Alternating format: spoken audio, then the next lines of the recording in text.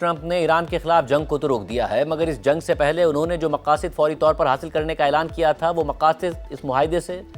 بظاہر فوری طور پر حاصل ہوتے نظر نہیں آ رہے ہیں، بلکہ اب تو خود ٹرمپ ان میں سے کچھ مقاصد کو ماننے سے انکار کر رہے ہیں۔ اور انہی مقاصد میں سے ایک مقصد یہ تھا کہ ایران کے میزائل پروگرام کو مکمل طور پر ختم کیا جائے یا اس پر حدود لگائی جائیں، اور نیتنیاہو تو اس کا بار بار اظہار کرتے تھے۔ لیکن کل فرانس میں جب ٹرمپ سے ایران کے میزائل پروگرام سے متعلق سوال ہوا تو ٹرمپ نے کہا کہ اگر دوسرے ممالک کے پاس بیلسٹک میزائل ہیں تو ایران کے پاس نہ ہونا تو ناانصافی ہے۔ بیلسٹک میزائل اور جوہری ہتھیار ایک چیز نہیں ہے، اور اگر سعودی عرب اور قطر کے پاس بھی میزائل موجود ہیں تو میں سمجھتا ہوں کہ ایران کے پاس بھی میزائل ہونا ٹھیک ہے۔ ایسے میں امریکہ میں صدر ٹرمپ کے ایران کے ساتھ ہونے والے اس نئے معاہدے کو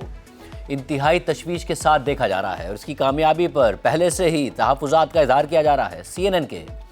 گلوبل افیئرز کے تجزیہ کار اور 5 امریکی صدور George W Bush, Barack Obama, Donald Trump اور جو بائیڈن کے ادوار میں امریکہ کی اعلیٰ قومی سلامتی کے مختلف عہدوں پر رہنے والے بریٹ میکگرک نے اس معاہدے پر تجزیہ کرتے ہوئے لکھا ہے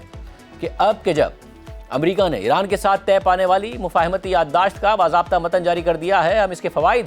اور نقصانات کو زیادہ منصفانہ انداز میں جان سکتے ہیں۔ متن سے یہ بات حیران کن طور پر واضح ہو جاتی ہے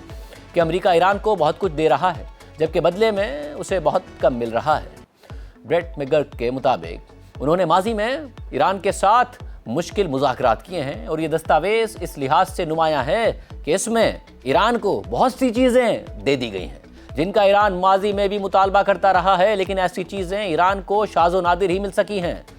ٹرمپ نے بظاہر یہ فیصلہ کیا ہے کہ ایک معاہدہ چاہے جیسا بھی ہو، ڈیڈ لاک کی موجودہ صورتحال سے بہتر ہے۔ دوسری طرف ایران نے مؤثر طور پر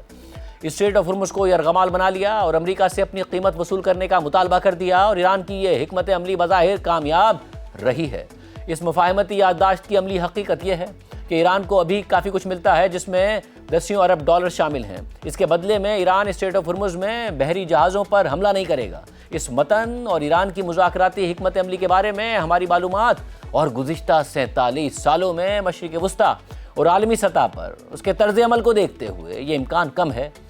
کہ امریکہ اس یک طرفہ مفاہمتی یادداشت سے جوہری پروگرام یا کسی اور معاملے پر ایک جامع معاہدے تک پہنچنے میں کامیاب ہو سکے گا۔ ایسا لگتا ہے کہ امریکہ نے صرف اسٹریٹ آف ہرمز کو کھلوانے کے بدلے میں اپنی بہت سی سفارتی برتری کھو دی ہے، اور جیسے جیسے یہ مذاکرات طول پکڑتے ہیں یا تعطل کا شکار ہوتے ہیں، اس مفاہمتی یادداشت کے ذریعے قائم ہونے والا امن ممکن ہے کہ زیادہ دیر تک برقرار ہی نہ رہے۔ اس کے علاوہ 5 امریکی صدور کے ادوار کو کور کرنے والے اور گزشتہ 20 سالوں سے ایران کے نیوکلیئر پروگرام پر رپورٹنگ کرنے والے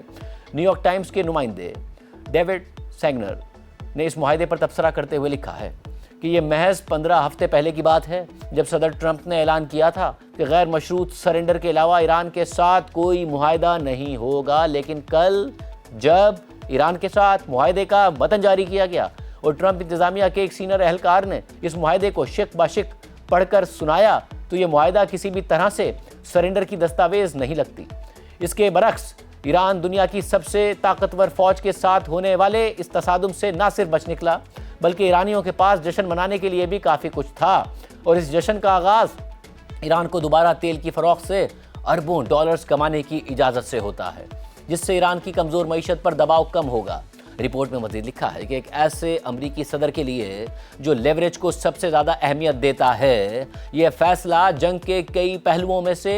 ایک اور معمہ ہے، لیکن مفاہمتی یادداشت کی زبان بھی یہ ظاہر کرتی ہے کہ وقت کے ساتھ ایران ممکن ہے کہ اسٹریٹ آف ہرمز پر خود مختاری استعمال کرنے کا کوئی مستقل طریقہ طے کر لے، اور یہ بات امریکی وزیر خارجہ مارکو روبیو کے چند ہفتے پہلے کے بیانات کے برعکس لگتی ہے، جن میں انہوں نے کہا تھا کہ اسٹریٹ آف ہرمز آزادانہ آمد و رفت کے علاوہ کوئی اور صورت قابل قبول نہیں، اور یہ ممکن ہی نہیں ہو سکتا، جبکہ ٹرمپ کے دستخط شدہ اس معاہدے میں ایک ایسا راستہ بیان کیا گیا ہے جس کے تحت ایران کو ان اربوں ڈالرز تک رسائی مل سکتی ہے جو برسوں سے متجمد ہیں۔ ٹرمپ کا اصرار ہے کہ یہ رقم صرف اچھے رویے کے بدلے میں جاری کی جائے گی، لیکن یہ بنیادی طور پر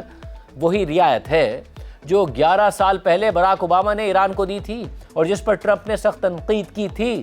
جیسا کہ ٹرمپ اکثر صحافیوں کو بعض اوقات غصے میں یاد دلاتے ہیں کہ امریکہ نے میدان جنگ میں کئی کامیابیاں حاصل کی، جیسے امریکہ نے ایران کی نسبتاً کمزور بحریہ کو تباہ کر دیا، اس کی چھوٹی سی فضائیہ کو ختم کر دیا، اس کی دفاعی صنعت کا بڑا حصہ بھی تباہ کر دیا، اور میزائل تنصیبات اور موبائل لانچرز کو بھی نقصان پہنچایا، لیکن یہ تو ٹرمپ کا اصل مقصد ہی نہیں تھا۔ اور جیسا کہ خود ٹرمپ نے جنگ کے آغاز میں کہا تھا کہ وہ ایران کے جوہری اور میزائل پروگرامز کی مکمل تباہی اور ایرانی رجیم کا خاتمہ چاہتے ہیں، اور بعد میں ٹرمپ نے یہ اشارہ بھی دیا تھا کہ وہ ایران کے تیل کے شعبے پر کنٹرول بھی چاہتے تھے۔